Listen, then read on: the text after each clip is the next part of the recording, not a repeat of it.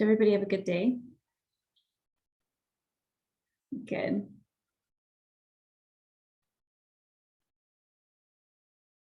Alrighty, we will wait a few more seconds for everyone to arrive.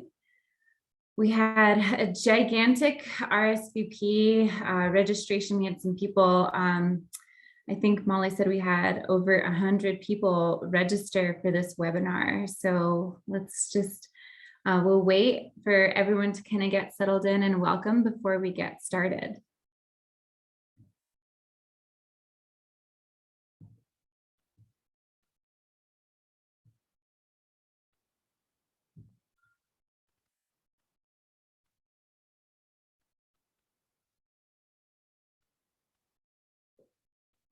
Thank you to those of us who are just joining us. We're going to wait a few more seconds for our other community members to join us here in this webinar before we get started.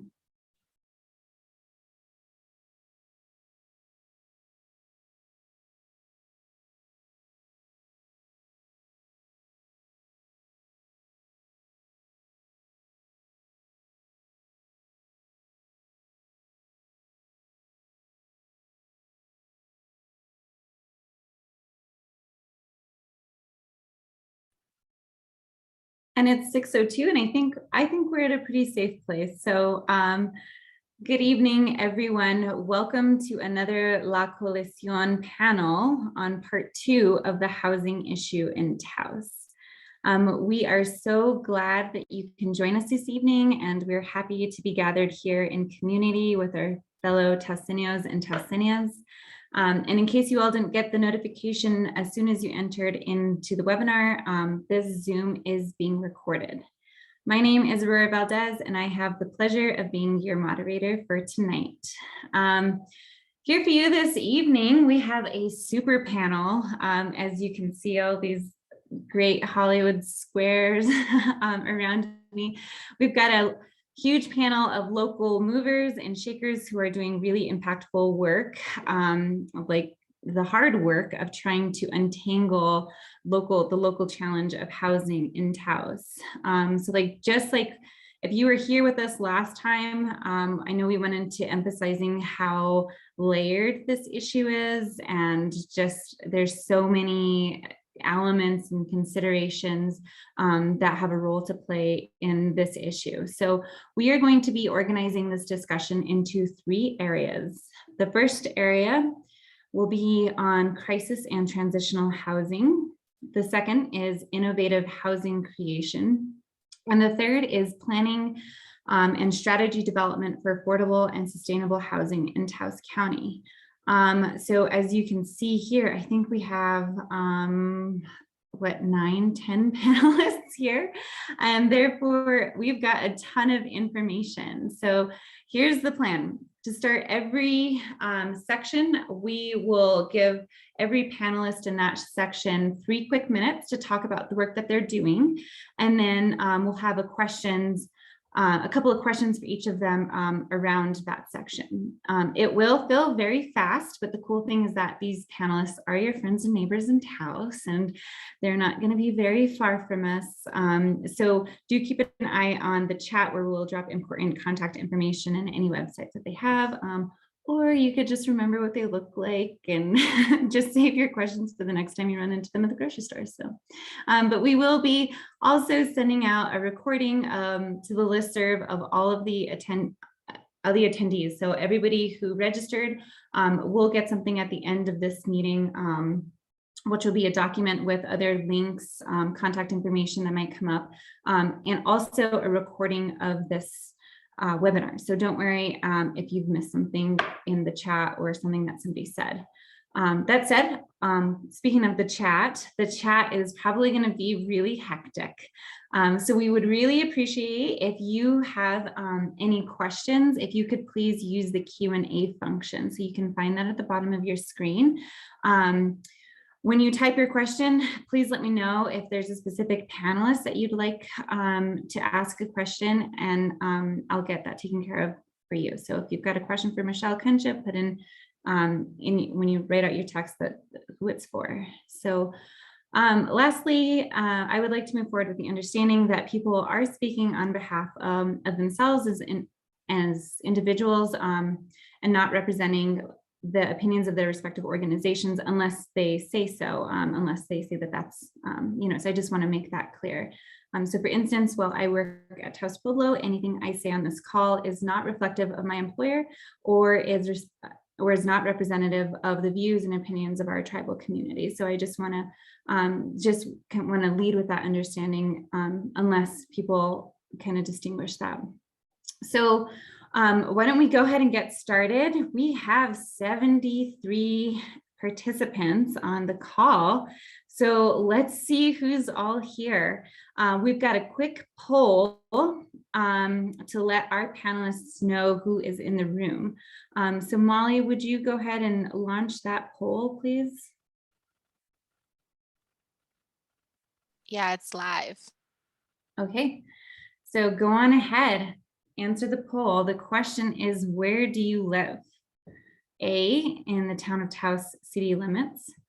B, in Taos, but outside of the city. C, another town or community in Taos County, or D, outside of Taos County. And the poll is live. And so far, we've got about 56 participants and who've responded to the poll, and about 77 people who are in the call.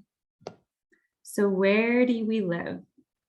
And maybe if you can't access the poll, if you could go ahead and put something in the chat, that's cool too.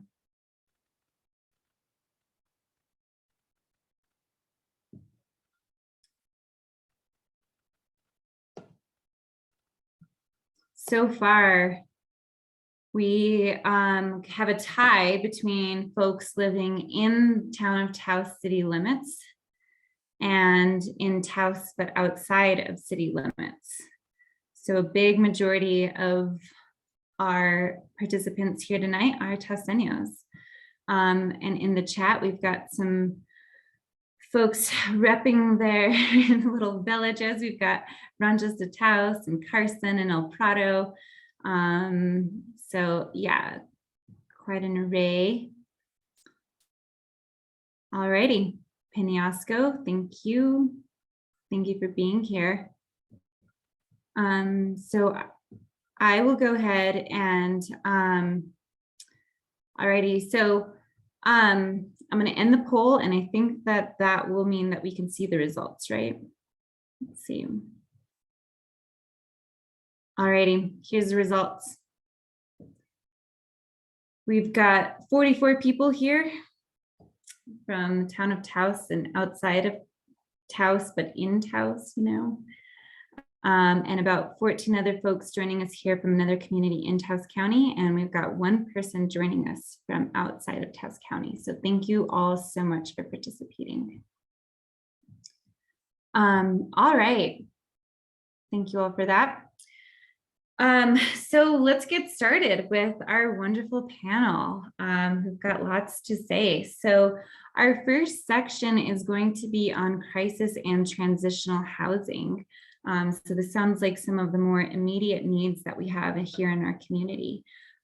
So with us tonight, we have Michelle Concha from Youth Heartline, Celeste Trujillo from the Community Against Violence, and Kim Park from Heart of Taos. Michelle, do you want to tell us about the work that you've been doing with Youth Heartline around crisis and transitional housing? Sure, Aurora, thank you for inviting me to be on the panel of the Coalición. I had heard about the meeting, and I was interested in knowing more about it. My job at Youth Heartline is I'm a Taos Pueblo family navigator. And just as you said, Aurora, I'm not speaking on behalf of Taos Pueblo, but because 90.9% of my clients are from Taos Pueblo. We serve non-native as well as native and tribal as much as non-tribal members. in aiding them with housing and utility assistance, food box distributions, and not unbeknownst to me, I was going into the field of being a housing advocate, because a lot of the victimizations that we come across are being homeless. So although there's so many categories of being homeless, chronic homeless, transitionally homeless, I think there's 7 categories of being homeless. And so I try to set them up with different agencies, such as Heart of Taos, Dreamtree, and I even go down to Espanola as a resource for them to, I outsource into other towns because a lot of the clients that I have are domestic violence victims. And so being that our agency is VOCA funded, Victims of Crime Assistance funded, that's our main goal in helping and assisting women, men, and families into getting them into housing, safe, sheltered housing. So that's what I do. I've been at this job for 4.5 years, if you can believe it.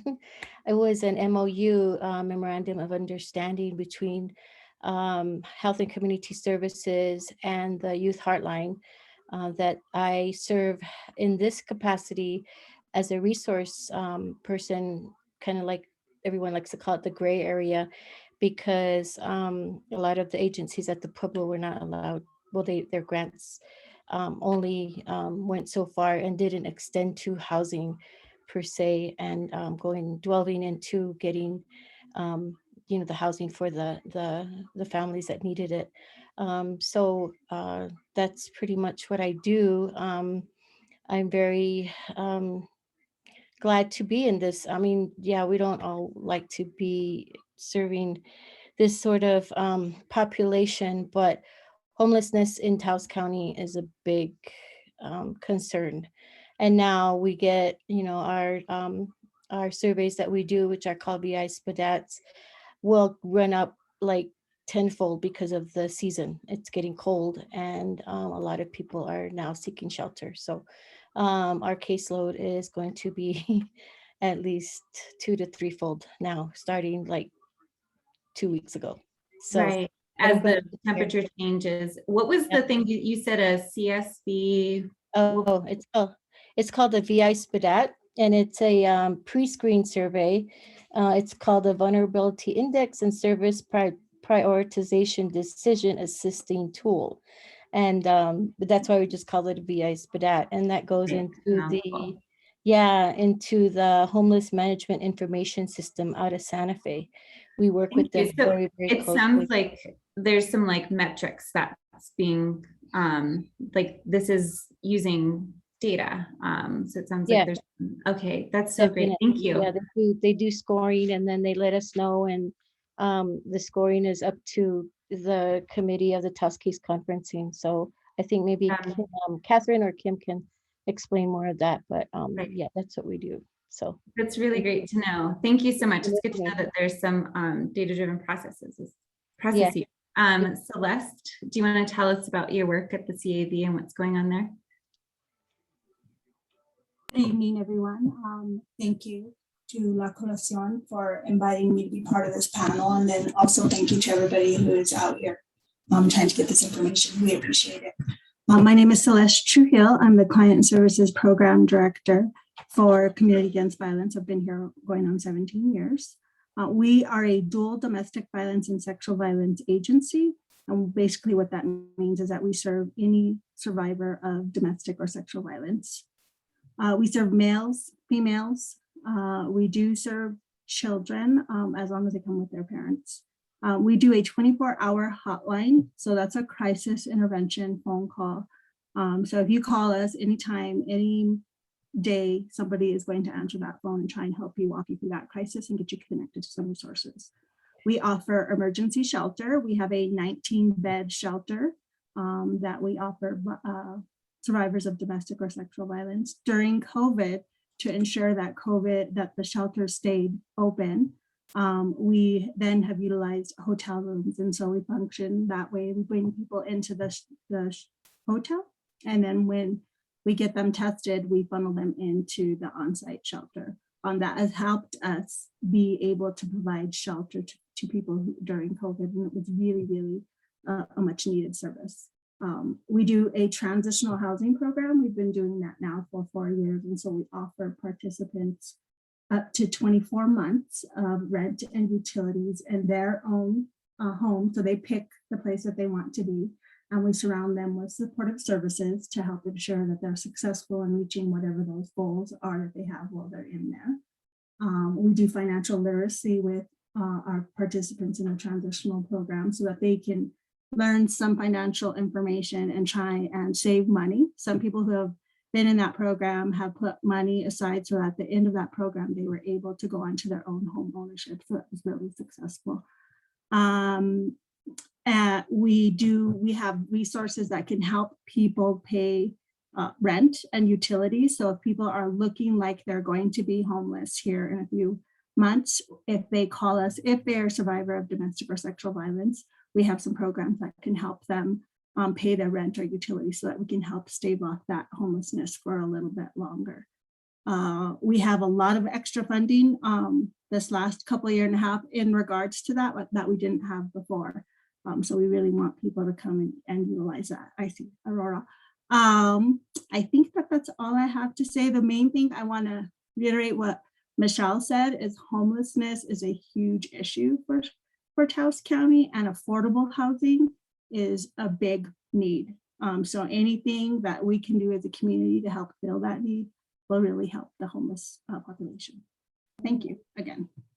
Wow, thank you so much. I have to be honest, there's a lot that I really did not know that the CAB was doing. So thank you so much for all of that work that you're doing. Kim, you want to tell us what's going on with the Heart of Taos in relation to crisis and transitional housing? Sure. Hi, everyone. Thank you for having me. And yeah, so basically Heart of Taos has 4 hotel rooms that we started in October of 2020 to provide safe emergency and transitional housing for women and families. And then as of December 2020, we partnered with Dreamtree Project to add an additional 12 hotel shelter rooms with our private hotel partner. So overall, we're overseeing 16 hotel shelter rooms, and those 12 are open for adult men, women, and families. And this is the only non-congregate shelter program in town. And due to COVID, we really hope that it can continue because, like everyone says here, we're at capacity, and really the need for more is necessary, but just keeping our current operations is also necessary because these have been critical, especially during COVID. So these hotel shelter rooms also come with a navigator who helps with case management. And our main focus is connecting folks to housing. So we explore all of the housing options, including public housing, Section 8, all of the low-income housing options, and the move-in assistance program and the rehousing program. And then we definitely connect folks to the linkages program it used to be Vital, so I think it's Team Builders now. And of course, any veterans, we try to connect them to the VASH housing vouchers. So there are very limited resources here. And so that is our biggest issue, is that they have nowhere to go after they stay with us. So basically the low-income housing apartments are maybe the only places they can afford. And then those have maybe a year or few years of waiting lists as well. So that's where we have an issue, is that immediate need and then that transitional housing to help people transition out. But working with all the partners during our case conferencing meetings does help us try to connect people to the relevant services. But our issue is mainly the lack of affordable housing that right, is limiting all of the people that we serve to get to that next stability level. So I do. Yeah. Okay. Sorry. No, don't worry. Thank you. No, it's going to be kind of awkward, this panel, just because there's so much information and we've got so many really passionate people on the call. I do have some questions from anyone in the panel, if anyone in the panelists on this section, if you want to address this. So Marjorie Lucky asked, here's what she said: hotel rooms were available during the height of COVID last year, but now that people are traveling, where will emergency housing come from this winter? Are there plans for purchasing a motel soon to provide shelter to homeless? And I know that that kind of goes back to that tension between these really immediate housing needs with the approaching winter coming and long-term strategy. So does anybody want to take a stab at that? I can, I guess, give a brief update. So thankfully, this CARES program and Heart will stay open at least through the summer of 2022. We hope. The cost of hotel rooms is expensive, so that is, we have been trying to talk about getting an emergency permanent home for emergency housing. So we don't have that, but that is something that we hope to have. And I think Catherine and everyone will talk about that in their section as well. Okay, thank you. Aurora, List? I would also like to say that CAV also has funding for hotel sheltering for the next couple of years as well. But we are always actively working on what are the next steps. Okay. The anonymous question came in asking about what what agency functions as a clearinghouse to funnel clients to the best agency to serve their needs here in Taos. Is there one? I think the CARES program has been acting as that, and if anyone else wants to jump in, please do. But this is something we have been talking about, but the CARES program, since it serves the general adult population and families, most folks do contact us, and we do try to disseminate. If they're men, we of course offer the men's shelter as well, because we have a waiting list. And of course we offer anyone who falls in the youth range for Dreamtree to Dreamtree, and then of course for CAV, any people that fall in that category, we definitely send their way. But I'm sure it probably happens in reverse also. I'm sure Celeste might send you, and same with Michelle Kuncha over. Exactly. That kind of happens at the Pueblo too, because I'll get referrals for housing from the different programs that we have at the Pueblo. And so far I've been known as the housing lady. So I'll say, okay, we need to do a VI with her, or call CARES program, or if it's domestic violence and they're fleeing, you go to CAV. So it's kind of like we just don't send them, to say, oh, well, go get a Section 8, application. No, it's a little bit more intricate than that, because you kind of have to know what the client and what the person, what their needs are right at the start. So, yeah, so that's what I do. So challenging answer, and it. Oh, go ahead, Celeste. I'm sorry. I would agree with that. I would agree. We have longstanding working relationships with each other. And so we all know about each other, and we try to do warm-handed referrals to our clients. And that's a really good segue into our next section on innovative housing creation and also planning and strategy development. So if anybody else might be able to answer the question, that would be great. So it sounds like there's some great collaborative stuff that might be happening here in Taos. Kim, I was wondering if you could just kind of briefly update us on like the different working groups that might be working on different housing, and very briefly, in like 45 seconds, what collections of people might be existing to work on these different layers of issues? Sure.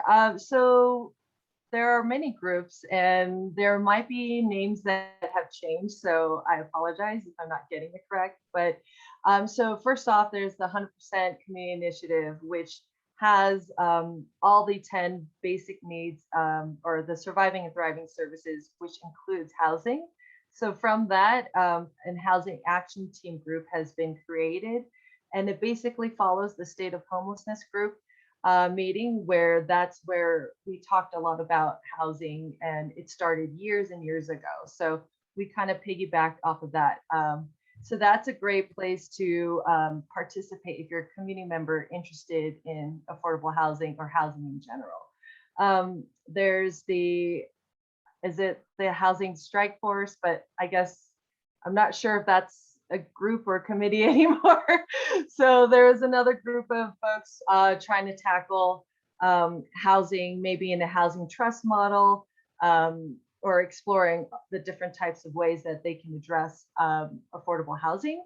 And then let's see, and then La Coalición is also a group that has started to address housing and gentrification. So I'm not sure if I missed any other groups, but I think those are some of the main ones. Right, and I know that Erin Sanborn might have some things to add to that list if we're missing anything. So thank you all so much. Yeah, this was our crisis and transitional housing piece. If people have questions for this group of ladies that are doing this really important work, just go ahead and keep dropping things in the chat or in the Q&A. Next, we have panelists who are working on innovative housing creation projects. First up, we've got Ryan Timmermans, and then Erin Sanborn and Malakia Real. So Ryan, do you want to tell us about the work that you're doing with Veterans OffGrid? Sure. Yeah, Veterans OffGrid is located in Carson. We're building sustainable homes for veterans in need. And our focus is education. So we teach, sustainable building. We have a course starting up in January, a partnership with UNM on sustainable building. I think we have 12 slots available. If anybody wants to learn, it's a year-long program, 30 credit hours, pretty awesome. We also focus on agriculture. We started a CSA last year. We have an FDA approved and funded hoop house that we grew 12 tomatoes in and cucumbers, and it was pretty awesome and epic to do in the desert. 65% of our water came from rain catch, which was pretty awesome for this year. And our whole goal is really to house veterans and to teach how to build sustainably and innovatively in Taos County. That is so awesome. I have one quick question about your courses. So are these open to anyone, or are they just for veterans? They're open to anyone. In fact, we need more people who are not veterans, civilians, to sign up. It's actually, I think, an 85% maximum veteran course. So we have to have at least 15% civilians. And I think we're close to 40% civilians right now. That's awesome. Erin, can we have you introduce yourself and talk about the work that you've been doing around housing in Taos? Yeah, thank you, Aurora. So I'm Erin Sanborn, and I came to housing, and especially the housing trust component, through two different pathways. The first one was with COVID, the Enchanted Circle Community Organizations Active in Disaster. When that group started, they were looking at all these different types of housing needs in the midst of the pandemic. And almost everyone on this panel, and I don't know, 50 people who are in the audience. We're all participating, trying to look at transitional housing, emergency housing, the hotel situation, and then we morphed into what were some of the longer term systemic issues around affordable housing. And that conversation continues today. And I know that Catherine and others are going to talk a little bit more about what that looks like and the progress that's being made, especially with the county and Andy. So I'll go into what is a housing trust. As a concept, it's a nonprofit or a quasi-governmental agency that holds property in perpetuity to reduce the amount of money that it costs for a person or a family to rent or buy a home. So in essence, it's permanent affordable housing. And in Taos, we have a little bit of a challenge because most of the housing trusts are called community land trusts, but we have the Taos Land Trust. So we've been calling it the Taos Housing Trust or the Taos Community Housing Trust. And there's been a group that's just been exploring what would it take to establish one. So we have been doing research on all the different ones. So I'll just name a few. And I know in the materials, whoops, sorry about that. My daughter's calling. Anyway, so we've been asking different housing trusts to educate us. So there's the Santa Fe Affordable Housing Trust. And there's the Sawmill Community Land Trust. There's the Champlain Housing Trust, the Chicago Community Land Trust. All these different people who've established these housing trusts have been helping to educate us. And then thanks to the Taos Community Foundation, their board and the executive director approved a special project to explore what it would take to establish a Taos housing trust in which the community could donate land, they could donate buildings, money, and establish basically a trust that would reduce the cost for people to get into affordable homes. So I could go on forever, but that's Right. the basic. And I feel like every panelist here I can listen to for hours. Yeah, like that Veterans OffGrid project. So that is really, really interesting. And I know we'll hear more about it. What do people do if they have some questions about the housing trust or might be interested?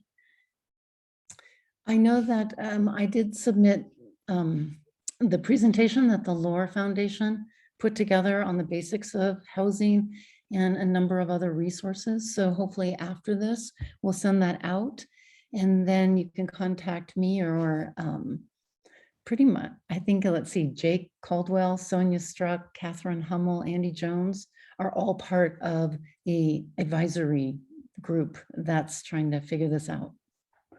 I hope it's okay to name you guys.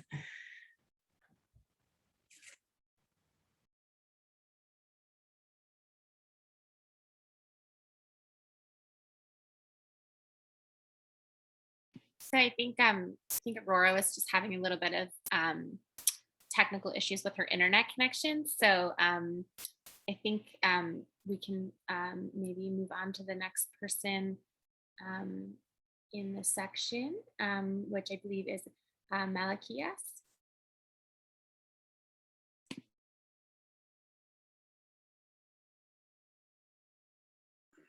Good evening, everyone, and thank you to the Coalición for asking me to participate, and also to the Lord Foundation for helping out and also being a participant.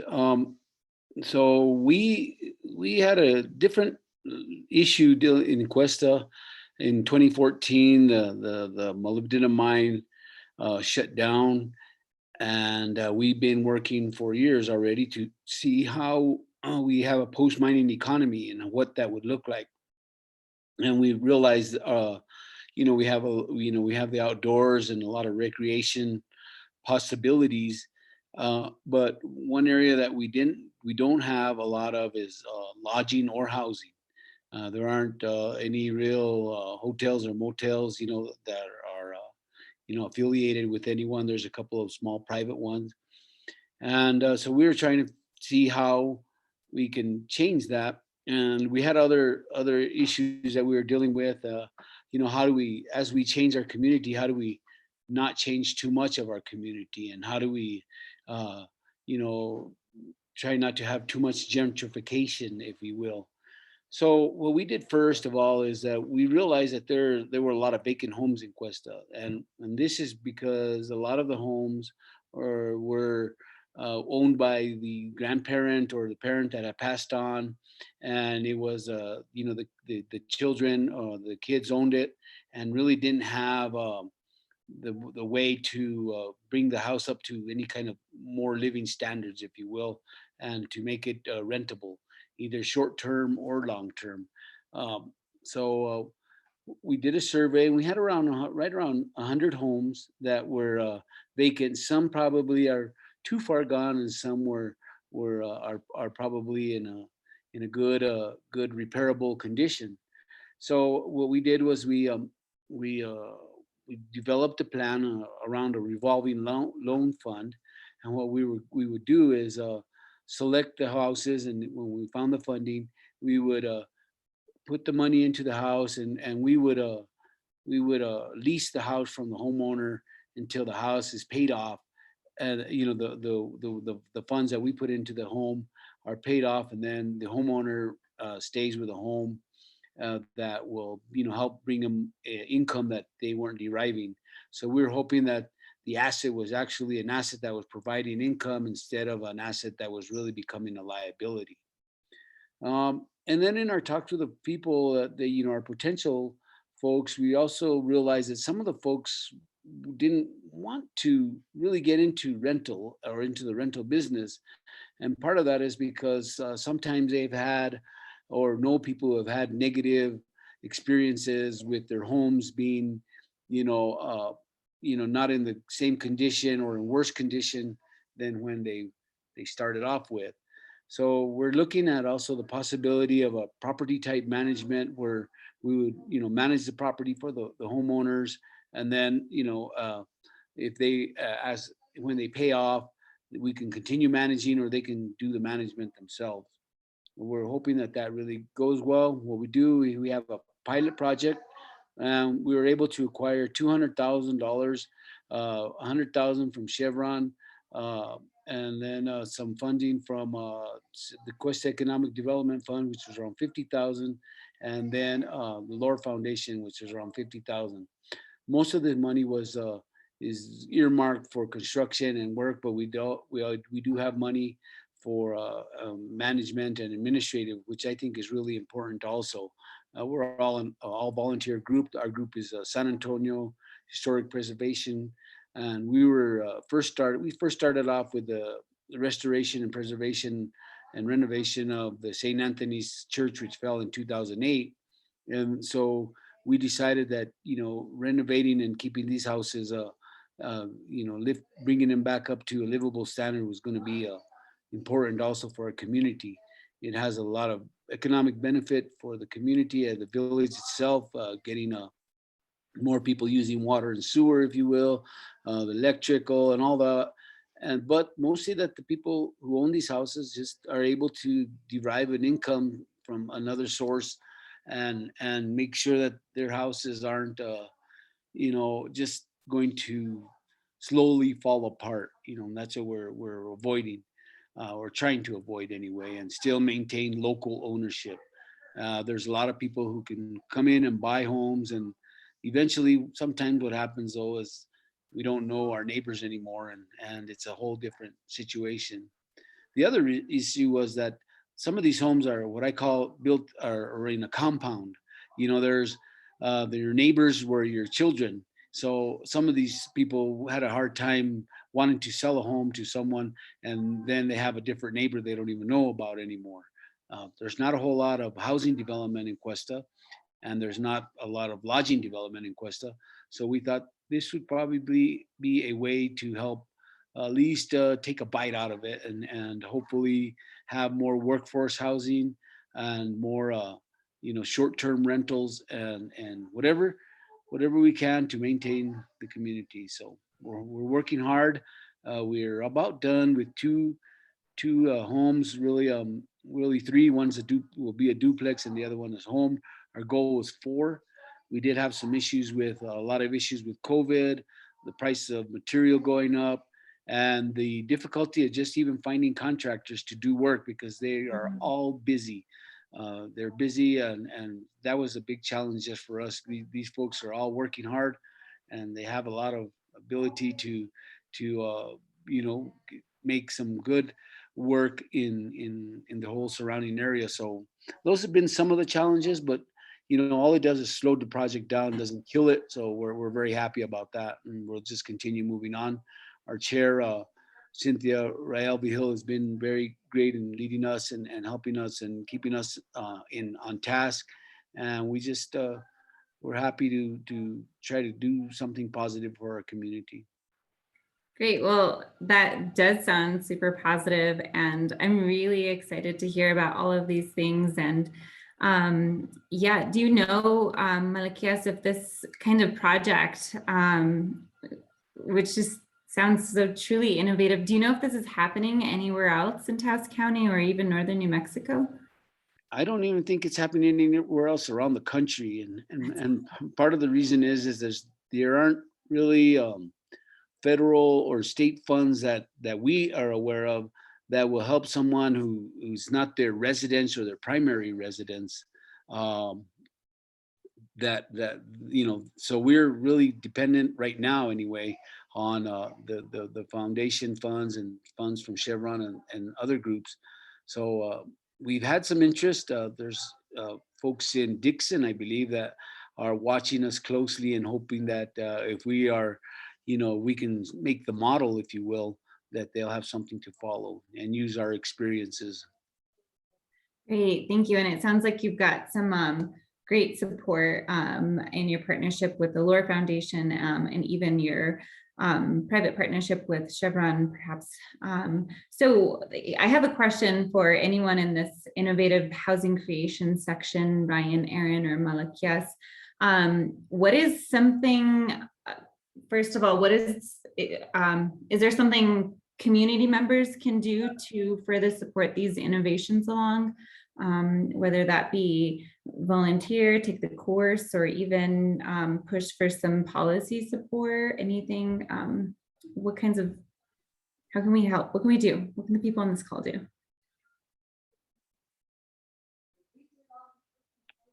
I can answer, or I think that in some areas, maybe volunteers for sure. We can get people to really help and have skills that can move this project along. That would be great. Sometimes there's I'll tell you, there's a little apprehension for volunteers when they're knowing that they're helping someone who might be able to derive an income from what they're doing. And it sort of sets people back a little bit because they're thinking they're helping somebody who's going to make money, but really, you got to help. You've got to help people whenever you can.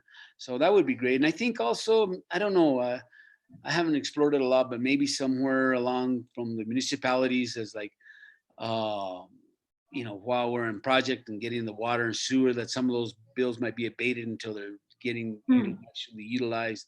But that's a whole other game to play. So we'll burn that bridge when we get to that. Thank you. Ryan, did you want to respond? Yeah, I was just going to echo, volunteers are super important, especially if people have veterans in their family. Taos County has a lot of veterans in it. And I think that when you're building a house next to someone who's going to be living in it, there's just a bonding experience that happens. And you get to hear their stories and they get to hear yours. And it almost acts as the bridge that they can then go back into society successfully through these relationships that they form. And I think volunteers are important, but as you know, building is expensive, especially with the building materials prices going up so much this year. So any kind of funding that people can give, most of the time we're raising money through Facebook, crowdsourcing, things like that. So We've got a permit on an earth ship that we're building this time. We also build hyper adobes, earth bags. So if people wanted to learn like how to build these things, it's a great time to come out. There's no better way to learn than hands-on with building. Great, thank you. Erin, is in about 30 seconds, is there something that community members might be able to do to support the Taos Housing Trust? Yeah, you can certainly get involved and start talking to some of us. And I would love it if you would ask that question again after Catherine and Andy talk, because there's really good work going on at the county level and other levels, especially with the support of the Lohr Foundation and the Community Foundation. And I think we'll be able to have a list pretty soon of all the different ways the community could help in terms of moving affordable housing forward. Great, thank you so much. And I paid Erin to ask that, to say that, so I can move on to the next section. Just kidding. So thank you all so much. There's already so many great things happening. I do feel pretty inspired right now. I've been frantically taking notes over here. So we'll get into our next and final section on planning and strategy development for affordable, sustainable housing in Taos County. Today we have with us Catherine Hummel from the Dreamtree Project and Andy Jones, who is the senior planner for Taos County. So Catherine, you want to tell us what's going on? And I kind of sigh like for you because I've been on a call with you before and there's just a lot. So yeah, I want everybody after this call, if you see Catherine, buy her a cup of coffee, please. Oh, thank you. Maybe not. I'm pretty high speed as it is. So yeah, please bear with me. I'm going to do my best to get you some information in 3 minutes, which is challenging for me. I could talk about this for probably 3 hours nonstop. So what Dreamtree Project has been doing related to housing and planning is a bit in addition to what we typically do. So if you've heard of us, you hopefully know that our target is serving youth and young adults ages 12 to 24. That's what we do. That's our core. We have stepped into a role of basically supporting some other programs for anybody who's unhoused in our community, and basically serving as an administrative partner to bring in major federal and state funds, and then get those to the people who need them. And then working with Youth Heartline, working with the Men's Shelter, with Heart, with team builders, all of these partners so that they serve the populations they work with. And Dreamtree basically helps funnel the housing money through. And so you've heard about the hotel shelter. We're definitely making sure all of that money is tracked and we do the reporting and all of those pieces. All of those folks are staffed through Dreamtree Project, even though the clients we're serving there are not youth and young adults. They are our families and our neighbors. So that's a big piece of what we're doing right now, is just saying, nobody else is doing it. Let's step up, let's lean in, and how do we work together to make this happen? So there's that piece. We've also been really hosting and facilitating the state of homelessness meetings among the service providers for, I want to say it's probably 4 or 5 years now. And that has resulted in some new programs and some new initiatives that have gone out and are currently housing people. So it's not just one of those meetings where everybody sits and talks and nothing happens. We've actually accomplished really real, that's such a terrible phrase, but we have really accomplished things with that. And the other piece there is that we support each other as service providers, because this is really hard work. And we're trying to let you all know, like, this is what's happening. There's so much positive and so much hope. And when you're facing that one person that you can't help, it's really hard. And so you sometimes just need to talk to somebody else who's having that same experience in the community and just go like, we can still do this. Like, take a deep breath. How do we carry each other? So there's, having some space for those different conversations.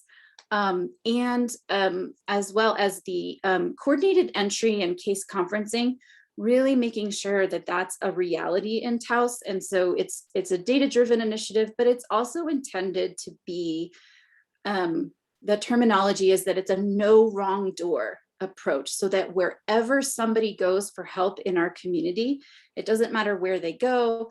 They don't need to do 10 different applications. They can do one application process and get what they need. And that's the ideal.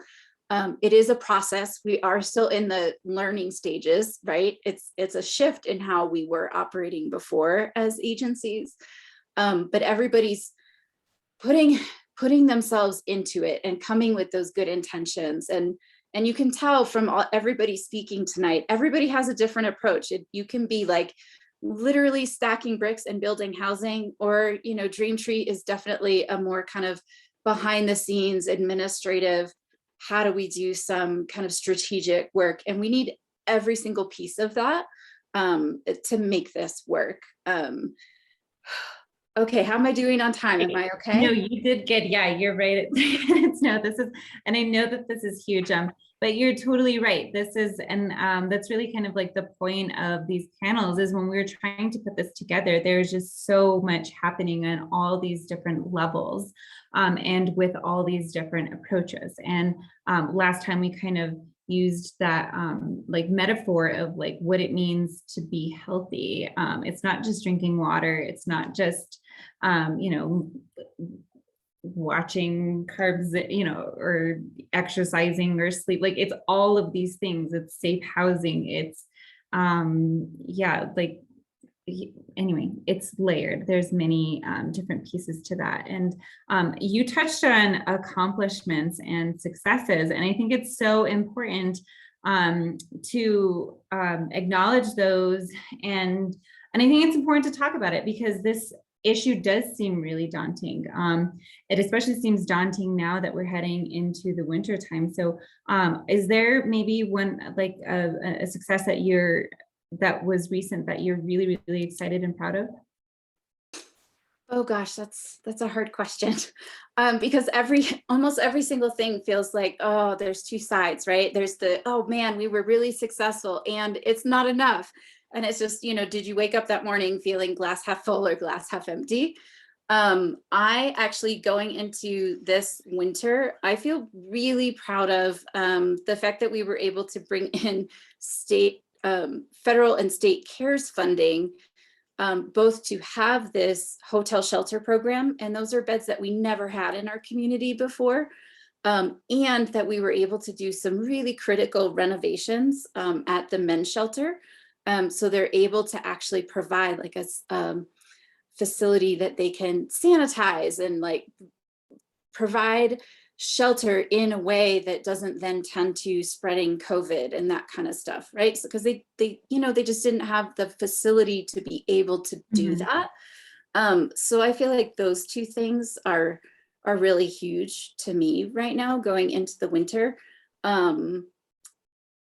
Another one would actually be, sorry, I thought a third one is the permanent housing vouchers with team builders, that we originally were doing that with Valle del Sol. And that was a program that transitioned from the Housing Authority to Dreamtree, and almost, I don't know, at least half the people on this call were part of getting people into those housing units and really making it happen. And so we went from, you know, it's not huge numbers, but we're not a huge place. We went from 2 people housed to 12 people housed, or 12 families. And like when you see that, you're like, yes, that's such a huge win. We did 6 times as much as we did before, right? Yeah, so I think that those are some recent wins that felt really good. Good. And then before we go to Andy, I was just wondering if we could answer this one question that is here in the Q&A. Is there a current waiting list of homeless people in need of shelter? Oh, yes. And actually, I think Kim typed an answer in the Q&A as well. But we know that basically at any given moment, we have 60 households on the waiting list for that CARES hotel shelter program. That's a joint effort between Heart and Dreamtree. And we don't know how to answer that, right? And so that's where it's hard, where you're like, yes, we have all these spots that we didn't have before, and man, we still have all of these individuals and families that still need help. I know that there are going to be some more hotel shelter supports coming out through the Public Education Department and Department of Finance from the state level. We don't really know what that looks like yet as agencies. So we're asking those questions too and being like, tell us how we can help. How do we do this? How do we get this active in Taos sooner than later? So I hope that helps. And I think it's great. I mean, it sounds honest. You're the one doing the work, and it sounds like the answer is there is no easy way to answer that. So thank you. Last but not least, Andy Jones. Andy from Taos County. What efforts are being made at the county level? Like what's going on to have some kind of impact on housing issues and housing policy? Yeah, thanks, Aurora. We are, slowly pushing the ball forward. COVID's kind of slowed us down on some things, but last summer, Monica Abeda from North Central New Mexico Economic Development Corporation or District, I always get that wrong, drafted an affordable housing plan. She did one for Taos County and she did one for the town of Taos as well. They're very similar documents. But they kind of provide a blueprint. They give a housing needs assessment, a lot of good data in there. Unfortunately, in the year that's passed since that happened, a lot of that data is now, I won't say obsolete, but things have not gotten any better during that 1 year. As a response, with that plan, sort of the next step is to create an affordable housing ordinance. And that's something I'm working on at the planning department with the guidance of the planning director, Edward V. Hill, and the administration, Brent Jaramillo, county manager, direction from the commission as well. And so what that ordinance will do, and excuse me, my dog is barking at some coyotes. What that ordinance will do, it will be an enabling document that serves to allows the county to get around the anti-donation clause, which means that there's language in the Constitution and in the New Mexico Affordable Housing Act that makes it possible for local municipalities and counties to make donations to entities that are developing affordable housing. So what that means, that could be a grant in the form of cash assistance, actual financial assistance. It could be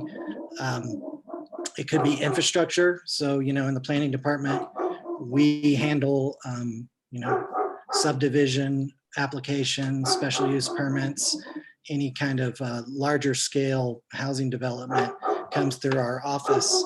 And so basically, it will allow us to do things like make deals with developers, maybe split infrastructure costs, provide, if the county has some land that we can donate for the purposes of affordable housing, we can do that. I'm really optimistic about doing something kind of like what Malakia is and Laura and everyone are doing in Cuesta with the Cuesta Lodging Project. I think there's a lot of potential to do some sort of rehabilitation program in the county. And so, these are some of the things, and I know I'm probably pushing the time limit here, so. Also working on a short-term rental ordinance that's in the early stages of being drafted, and I think that has so much potential to do a lot of good and free up some housing stock. No, this is great. There's a lot more than than I thought in that. So we've got 80 community members here, and I think all but 2 or so, one of them had said that they live in the county. So is there something that individual citizens can do to support any of these efforts happening at the county level? Yeah, no, absolutely. first off, I mean, if you have any land you want to donate to the county, you know, we can also accept donations. And, you know, you know, I'm half joking, but I'm not joking. That, you know, one of the biggest impediments to developing affordable housing is the cost of land. You know, it all starts there, really. And especially land that's suitable for affordable housing. You know, if it's generally speaking, you know, most of the county, most of the jurisdiction of Taos County doesn't have, unless you're in Ranchos or El Prado, you don't have water and sewer. So that makes, you know, larger development a little more difficult. But, you know, if we do have a minimum, you know, you can put 3 homes on a piece of property, on a parcel, you know, and if you want to donate some land, we'll start chipping away at this thing little by little. But, you know, some other things I think that people can do, and I think that everyone, you know, all nearly 80 participants on here have an interest in this issue and have some, you know, ambition toward making a difference in the community. And so I think part of that responsibility as an advocate is whenever something, you know, whenever an affordable housing project is going to the Planning Commission or the County Commission, let's rally in support of that. You know, I think I personally love the public process that we have to go through, and I love the opportunity for neighbors and community members to weigh in on projects. I think it's vital, it's critical to, you know, our role and all of our role in shaping the future of Taos. And so, but, you know, too often I think we're good at rallying when we're in opposition of something.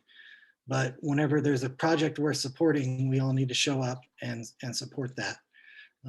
So I mean, I think those are a couple things. I could keep going and going, honestly. That's a really good point, though. No, and I'm glad that you said it the way that you did. Catherine, is there something that our community members here joining on this call can do to support the great work that you are embarking on? And yeah. Sure, and you probably saw me put that into the chat as well. But just so everybody knows, there's just a wide range of things. So everything Andy said, if you can show up, if you let your elected officials know that this is an issue that's important to you, that's vital to our community, if there's anything you can donate, whether it's to the county or to any of these organizations, if any of their work resonates with you, please support them in continuing to do that work. And if you want to be like more involved in the planning process and the public process, there is a town comprehensive planning meeting tomorrow night. So if you're a town resident, that's a great opportunity to put some input there. It's been a long day today. And if you want to be kind of more in the action of and the strategy and discussion, please do explore the 100% community initiative and specifically the housing action team. I know Aurora is way more familiar with that than I am, but it's just a great way to bring together community members and providers and political leaders and kind of all of us getting that common understanding and really breaking down like, okay, what are the next steps? Because it does take a lot of steps. And it's not the kind of thing that, you know, even if you, you know, gave one of these agencies a building tomorrow, it wouldn't be housing tomorrow. There would be a lot that's involved in shifting that. And so, yeah, please, we want you to be engaged and involved in whatever way you can. And I know anybody that's on this call would be happy to share more of their work with you. We're all in it all the time, but you just give us a half a second and we're all excited to talk about it. Great, thank you. And thank you all for, like, there's just a lot going on. And I know that was a lot and we've made it through all of our panelists, so we can open up open it up for just kind of general questions if there's some questions from our audience members. I have one for anyone. What is something that's happening that makes you feel encouraged or hopeful? Any of our panelists?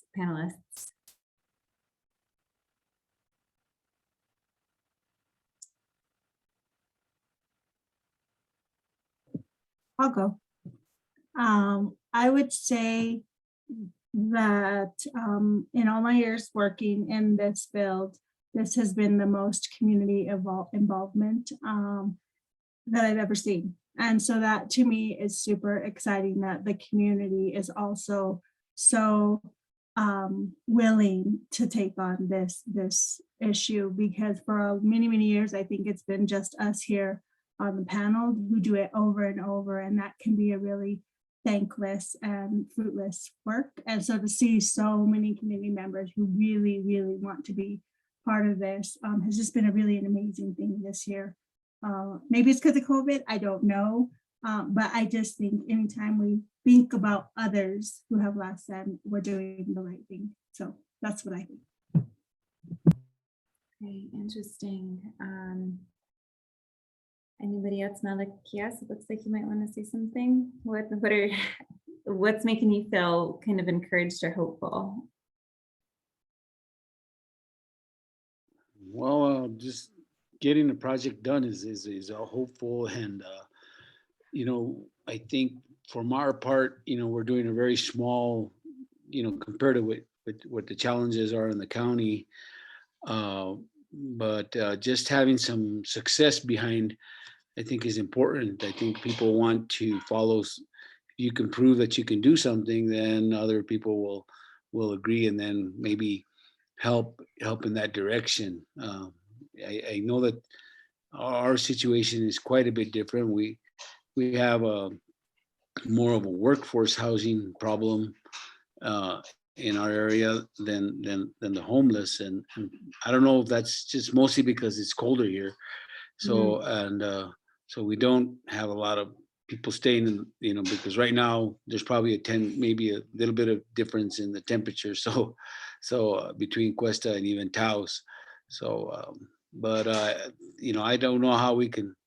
The affordable housing is a big bear, and I think it requires everyone, as everyone was saying, elected officials, private investment, and then of course government investment also. It doesn't make sense that there's so much surplus, if you will, in the state's budget, and you wonder what portion of that is going to help alleviate some of these problems. That one I don't know. It'd be interesting to see how the legislative process works this year. That's a really good point. And looks like Catherine's got her hand up. Thanks. I just wanted to add a mention about one thing, because there have been some questions popping up about zoning changes and dealing with second homes and investment rentals and all of those types of things. That's not in my realm. And I know most of us that are on the panel are more in the getting work done versus advocacy and strategy. So that's where definitely talk to your elected officials for that. And the county now has a contract with a professional housing consultant with a ton of experience. And she works out of Durango, but she has lots of family roots in New Mexico. And she actually previously had a contract with Dreamtree. Her name is Jen Lopez.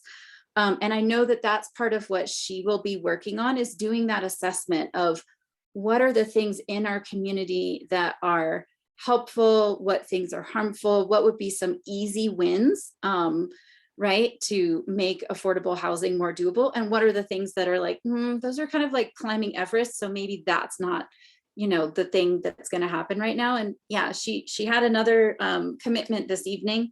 But I did want to put a plug in of the county is definitely and our local funders are putting some investment into this of like, please bring your expertise and tell us where to start, because there's a lot of things. So just to answer some of those questions, I know we haven't talked a lot about like kind of the political side.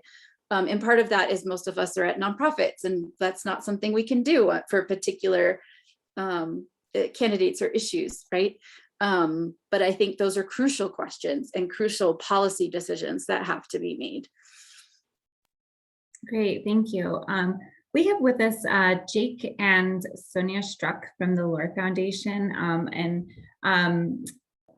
they didn't pay me to say this, but I really appreciate when we have funders like the Lore Foundation, the Taos Community Foundation, that have really been acting as conveners in Taos lately. I think that's part of what makes me feel hopeful in getting communities involved and having really intentional collaboration and having these uncomfortable discussions and untangling and uncovering things. So Jake and Sonia, is there something happening around this issue that might be encouraging to you?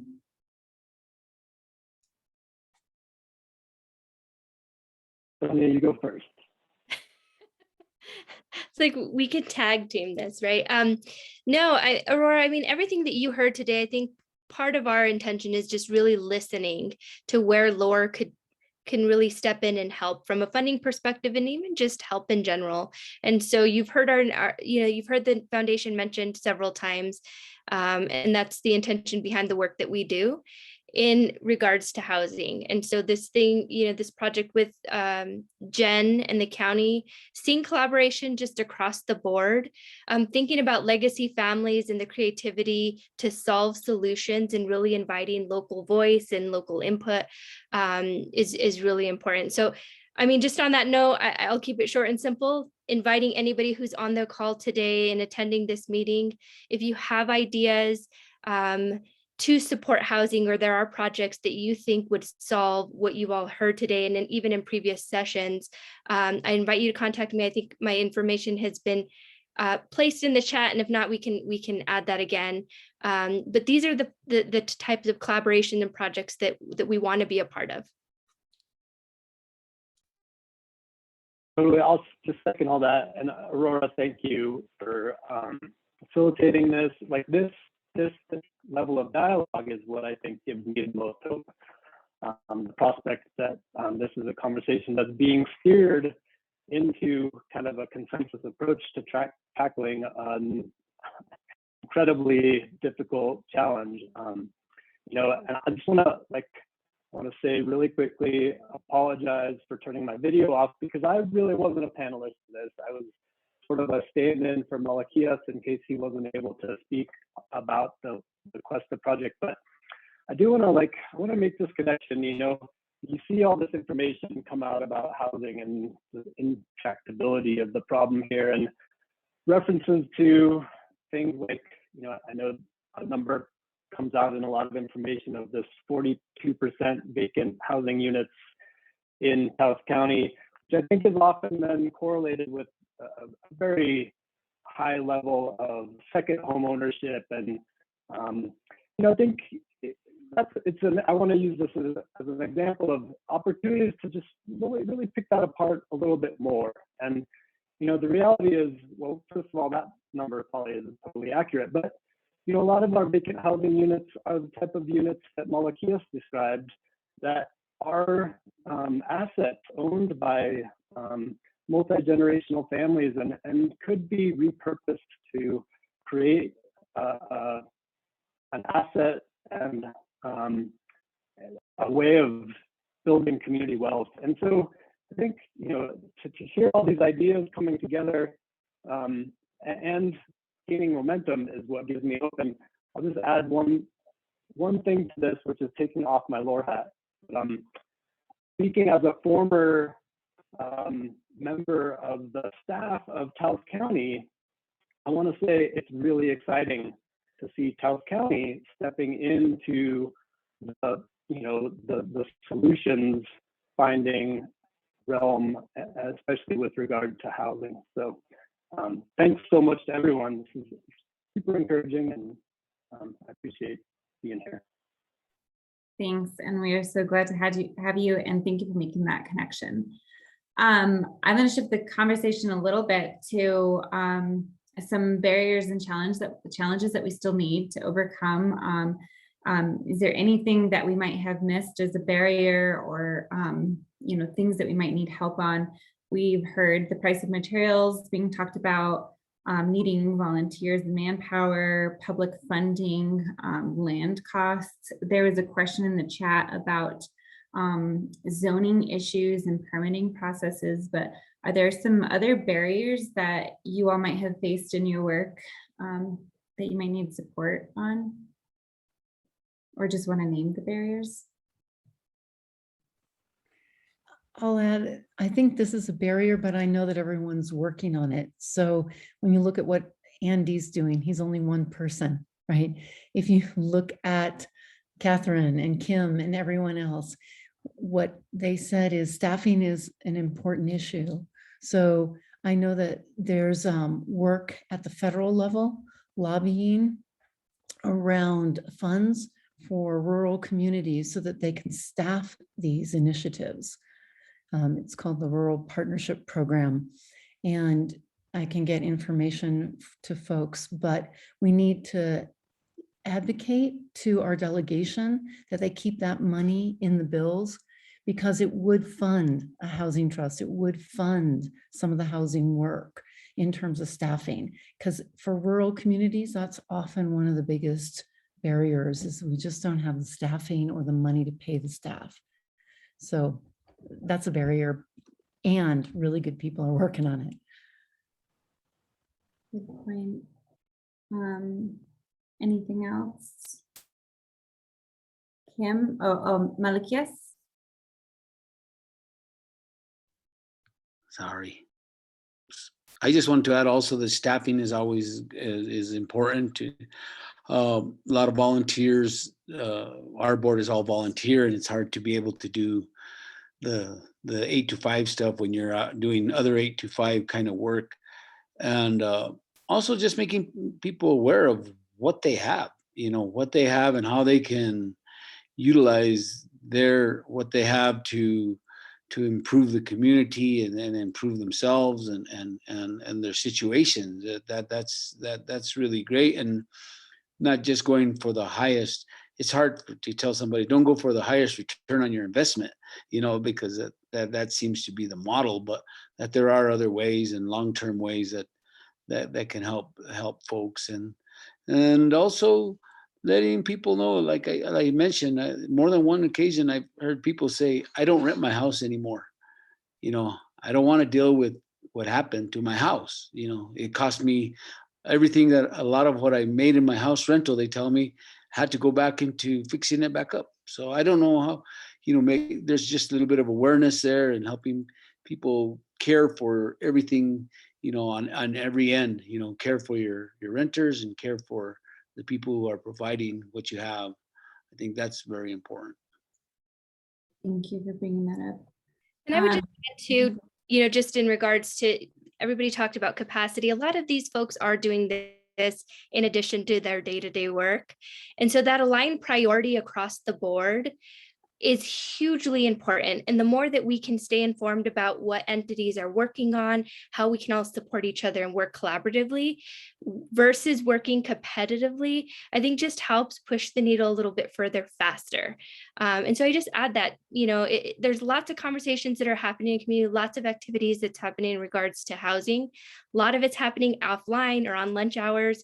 But in order to build that capacity and really do it well, it's that aligned priority across the board, and that all those, public and private partnerships, community input, all of those are important factors into participating in these big issues. Thank you. Kim, challenges, barriers?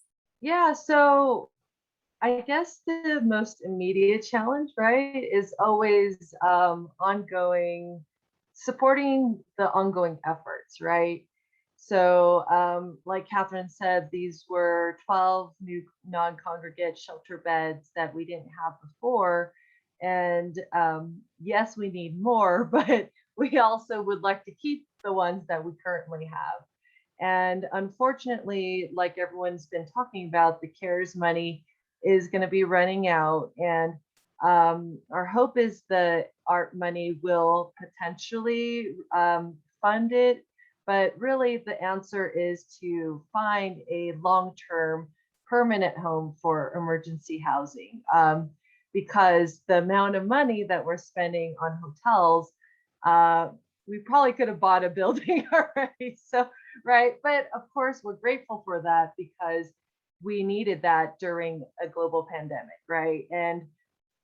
And we're in this position too for Heart is that, okay, well, how do we address emergency and transitional housing in potential future global pandemics, right? So individual units is really the answer versus congregate shelter, which we need, we totally appreciate the congregate shelter, but going through a global pandemic, we realized, like we need to maybe think about this differently.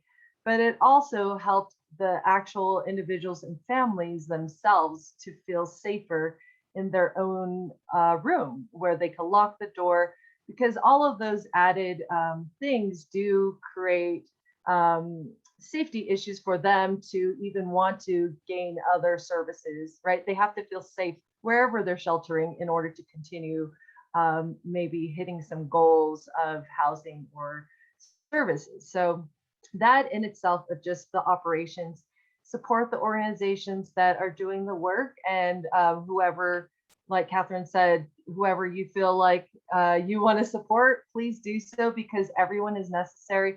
We do all work together and collaborate, and we depend on each other for sure. So we want everyone to support everyone in the community. But the other thing is getting involved at the local and state and even federal levels of policy. But local, if you live in the town, get involved. Please attend the housing planning meeting tomorrow for the town. And if you live in the county, please get involved. I think Erin said that they're going to be choosing people to sit on the Planning and Zoning Commission, and that is huge leadership roles, right? And those are where we can make changes and impact. And then also write to state officials. And they recently legalized cannabis, and hey, can we set aside or allocate a portion of that money for affordable housing? And I know when you see certain cities and they allocate funds to improve their community and buildings and invest in affordable housing, you see the improvement of the community overall. So get involved, join the groups, and yeah, I say your voice does matter. So like I think Catherine put in the comments, it is important for us as organizations to participate and speak up, but it's so important for the community members to come out and show your support as well, because that just helps us, right? in fighting for affordable housing and services in the community. Thank you. Thank you. It sounds like we all are going to be leaving this webinar with some homework, some assignments. Michelle, I'll go to you about, what are some challenges that you're seeing in your work around housing? Some of it, well, affordable housing, number one, in that, even if homeless population, some of them do work, but it's not enough to pay the rent. I mean, maybe their whole paycheck for the month will go for the rent. And where does how are they able to afford everything else? So because Taos is known as a vacation mecca, that a lot of the jobs are service provider jobs, or working at motels and serving the more of the vacation population. And so I think a lot of it there's a lot of issues, but that part of it is to start upping the what do you call it? The Minimum wage. minimum wage and the cost of living here in Taos. And the other thing too, I know is a sensitive issue, but that I run into all the time is racism in Taos County with my renters. When I show up to a house, a potential landlord comes out and they're like, oh well, you're from the Pueblo, right? Don't you get money from the casino? Can't you afford your own housing at the Pueblo? And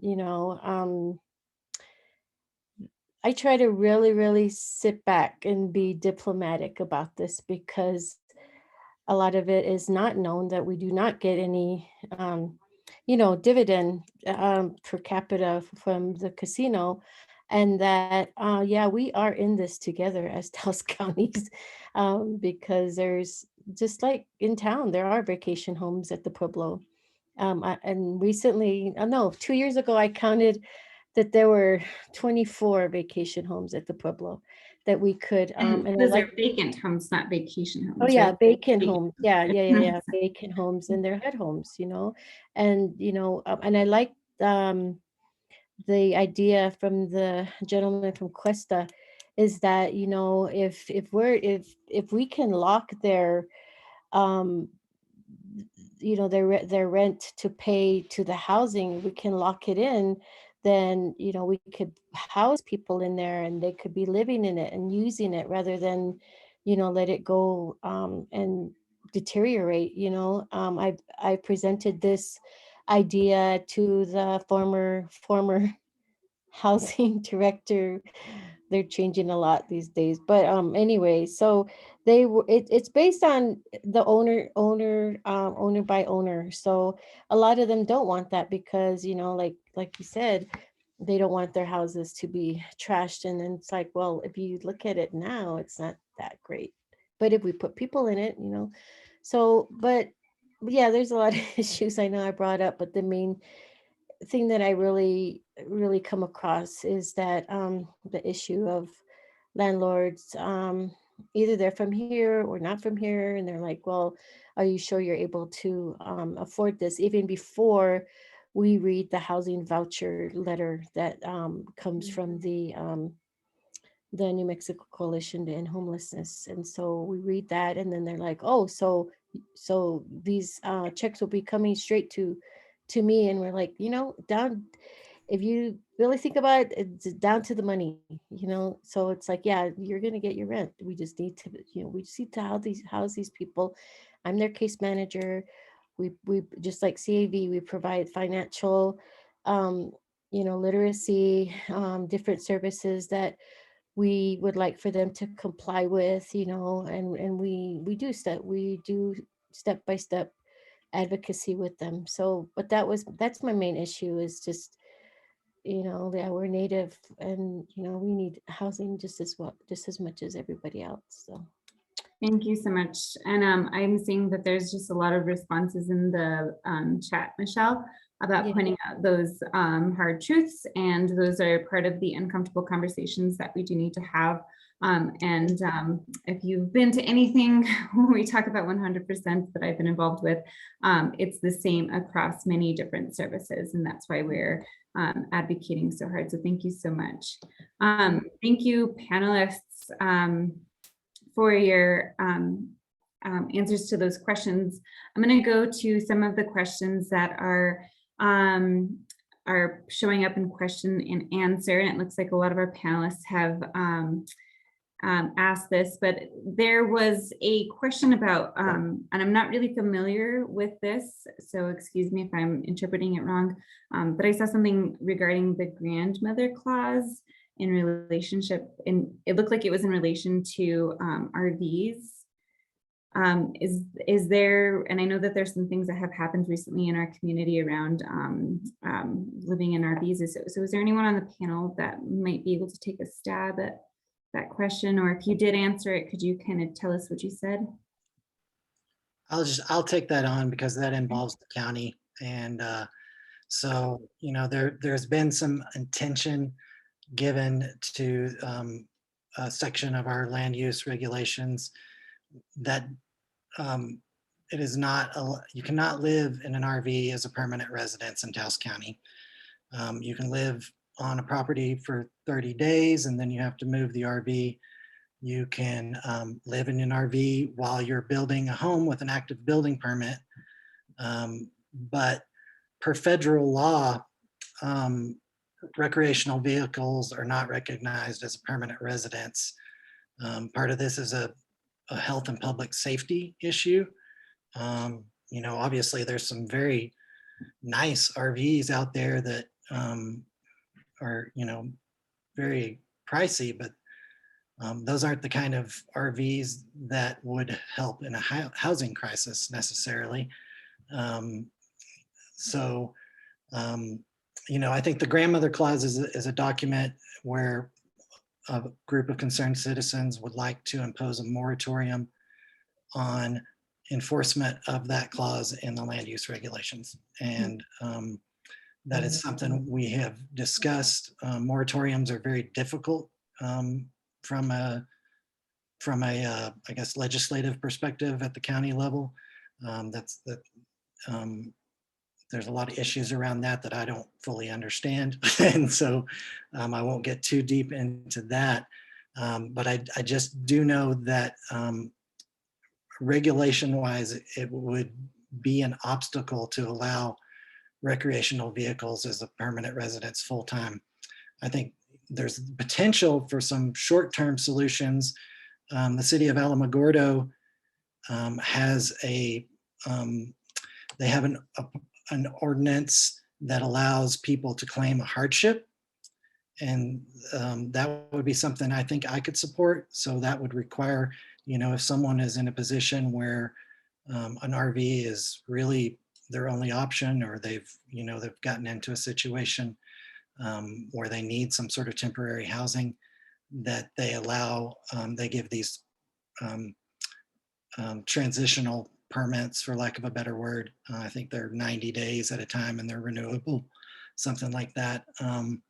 So, you know, these are conversations that are ongoing at the county. And I think, from my opinion, you know, I did a whole lot of research on it, and I was looking for ways to be more permissive, and that was my hope to find that. But the more I looked into it, the more I recognized how difficult and challenging it would be, and how potentially dangerous it would be if we were to allow just allow it as a permissive use.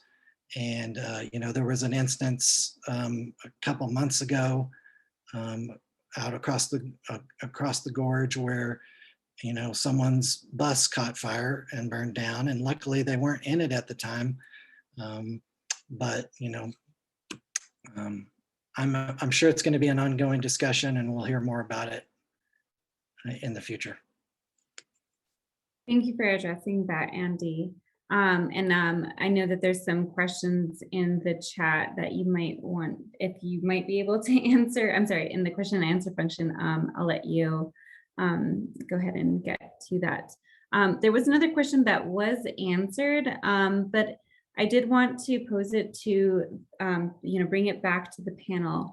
Somebody asked, is there an ongoing forum for everyone to bring their ideas, thoughts, opinions on the topic of solving homelessness, building sustainable and affordable housing, something that's always open to the public and continue to collaboration across the board. So does anyone want to kind of address that?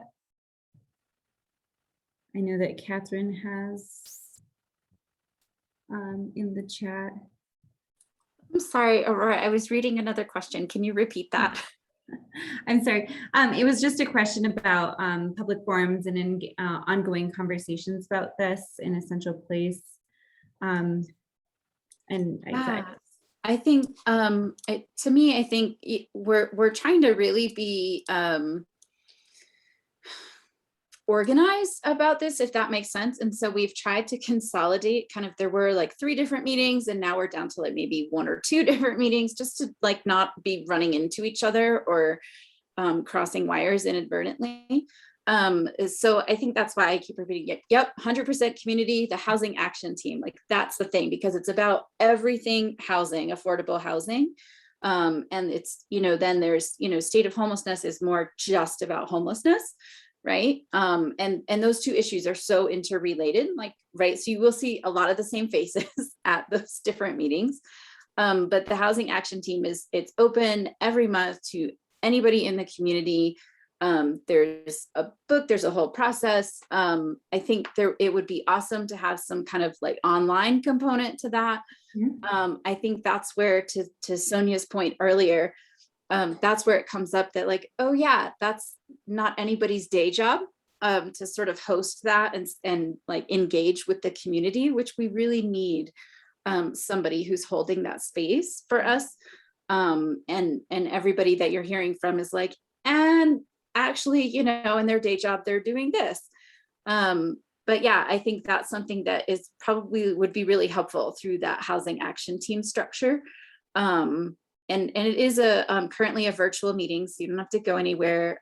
Everybody's still being really, COVID safe, and that would be my recommendation. I don't know what the other panelists think about that, but that's basically what that space is for, is talking about solutions and strategies and things. Great, thank you. And I'm glad that you mentioned it, and I did want us to kind of talk about it because I know that there are some core members of La Coalición who are here in attendance as participants, not necessarily as panelists. And I don't want to speak for La Coalición, but I think it's a really great question, and a really, it seems like people like this, we got a huge attendance. And so there might just be something to tag for any of our La Coalición core members here on this call. So thank you. And when are those housing action team, when do those meetings take place? The next one is actually tomorrow. So if you look in the chat, I know Catherine and our helpers have been putting that in there. So you'll see the Google link. And just to let everyone know that it is at the beginning stages, but we'll be talking about data collection tomorrow. And so that's part of the process, is finding out what you currently are working with and then looking at the gaps. So we won't be talking about solutions immediately, but it is part of the process. Yeah, data is huge and important for like seeing where we are, and especially data that identifies barriers, because often these barriers are man-made things. All the barriers that we listed today, I think, were kind of like man-made, like we decide the price of materials and the price of land and who gets funding, and those are all decisions that are made by people. So all of this is doable. We are at 7:38 p.m. and probably we might be kind of getting hungry here. It's already almost dinner time. So do we have any final thoughts from the panelists before we close up tonight? Any lasting things? Not really lasting, but I just wanted to thank everyone that took the hour and a half out of their lives to listen to what's being done, the issues and the concerns about housing that a lot of us deal with on a day-to-day basis. And Catherine is right about community members coming on board, because we're set on our goals in the homelessness population. As a community member can come out from where they're coming from and tell us, well, wait, what about these ideas? And so I think it's very important that we do have the community input in all of those meetings, state of homelessness, 100% housing action team, because it's very important, because we see it every day, as outreach person as well, street outreach, we see the what's happening to our community, and we're such a small community that I myself, I don't know, we can house our fellow, community member, our fellow human being, and there's a way to do it, and let's just all work together and do it. And you Thanks, made a Laura. really good point, Michelle. So Malakia says what they're doing and the idea that they're doing, and the same thing with like Ryan, by they're building things that those don't sound like top-down approaches at all. Those sound like those were all driven from our community members, and these are probably ideas from our community members and neighbors. So I think that that's a really, really good point. Thank you. Yeah, well, thank you all for being here, panelists, participants. I do want to send a special thanks to Jana Ganell, who did a lot of the heavy lifting to organize this panel tonight, and Molly, who she's been doing all the behind the scenes, coordinating all of this stuff. So thank you all so much for being here. And then, of course, I want to thank Dean, and remind me who's with you, Dean. There. You can come on. Merm is with me. Merm, and I knew it was Merm, and I was like, is that right though? Dean, Merm, Molly, yeah. There was just a nice group of people behind the scenes to bring all of this together. So thank you so much. Please keep an eye out, everybody, for La Coalición events coming up in the future. And just like last time, if there's somebody that should have been here that weren't here tonight that couldn't make it, please make sure to bring them to the next La Coalición panel. And especially if we don't have the right people in the room.